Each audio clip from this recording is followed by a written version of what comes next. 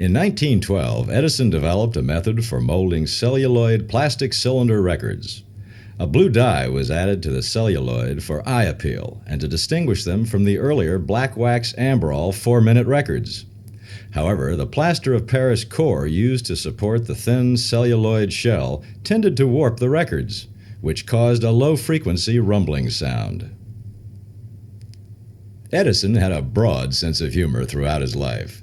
Here he is telling a joke called The Liver Story, recorded privately at the Edison Company at about the time the blue amberol celluloid cylinders were first introduced.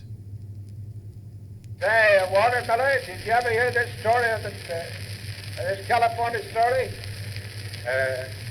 About 25 years ago, a man from Boston who was a furniture dealer had a very bad case of liver complaint.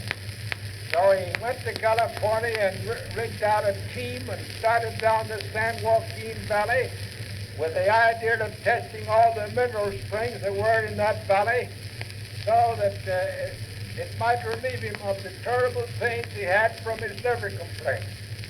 Well, he traveled down the valley for a whole summer and he had no relief. But towards the end of the valley, he came to a spring and it immediately relieved him of his pain. Well, he was a very wealthy man, so he started a sanitarium and sent the circulars all over the world, and by and by there were people who came from all parts of the world and stayed in the sanitarium, and their liver complaint was cured and they were relieved of their pain. Well, about 20 years afterwards, the man died. And at the coroner's inquest, they had to take his liver out and kill it with a club.